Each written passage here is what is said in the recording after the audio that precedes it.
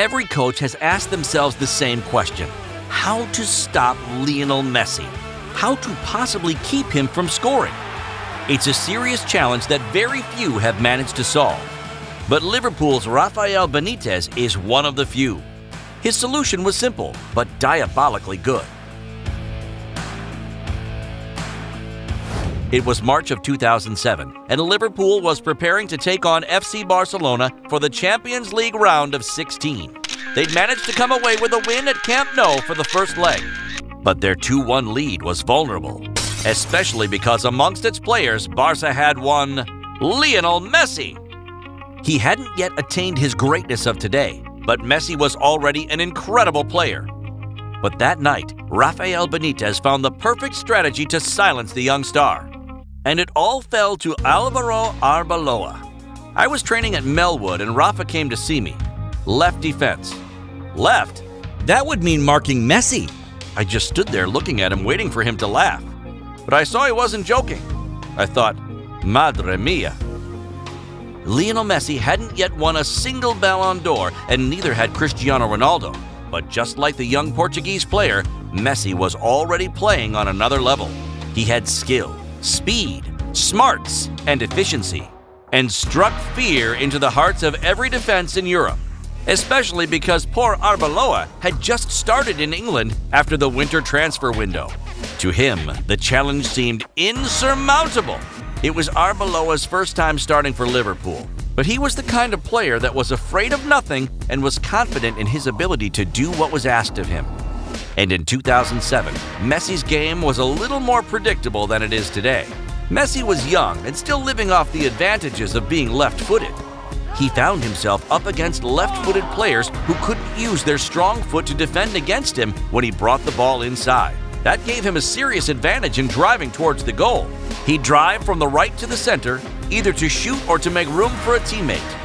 But Benitez had the idea to put a right-footer on the left, to defend against Messi's left foot. The defender would then be able to keep Messi from striking or passing too easily along the ground. Still following? It's not rocket science. Rafael Benitez explained his logic clearly. The idea was pretty simple. Messi, as a left footer playing right wing, preferred taking a diagonal towards the center.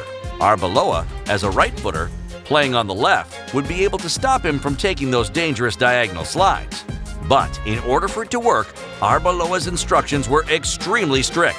He basically sacrificed himself for the team. The key to it all was repetitive practice to get ready for D-Day. Arbeloa had to stick close to his man, to not let him breathe. If Messi were given the chance, he could inflict serious damage. We prepared DVDs for Arbeloa so that he could get to know Messi's movements. In practice, he played on the left, against a left footer, to kind of replicate the work he'd have to do in the game against Barcelona. But the idea of putting a right footer on the left poses its own offensive problems.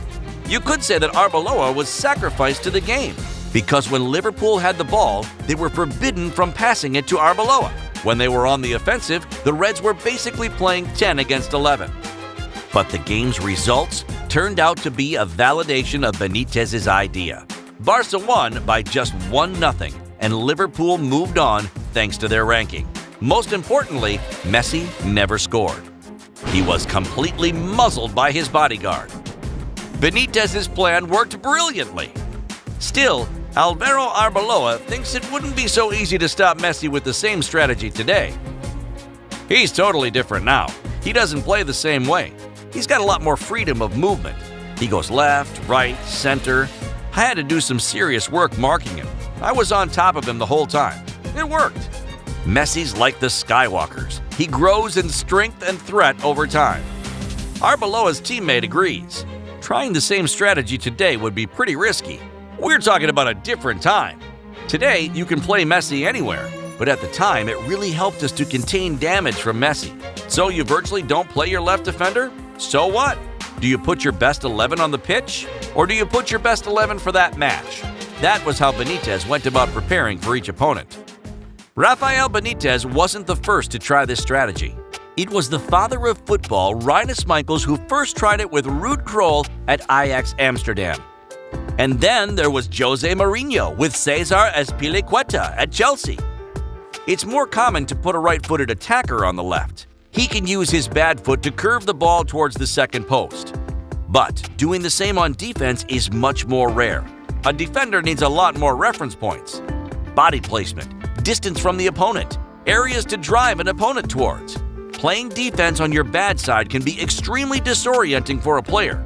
But that's not the only reason. Sometimes a side defender is asked to create spaces to drive the game to the center. And if you put a right footer on the left, he's in an extremely difficult position to do that. He can shoot, but that's more the job of the winger. So everything depends on your priority. Rafael Benitez made his decision, and that decision was rewarded. He managed to take down FC Barcelona that year and take his team to the quarterfinals. His team even went all the way to the finals before losing to AC Milan, a sort of revenge for the 2005 Champions League.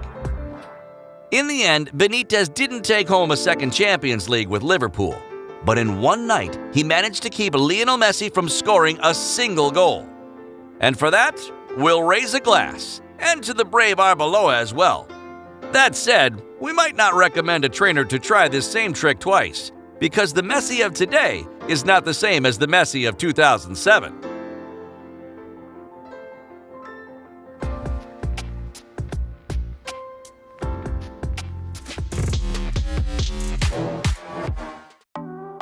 Thank you for watching this video.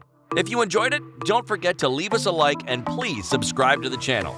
Now, the voice is yours. Give us your ideas for new videos in the comments.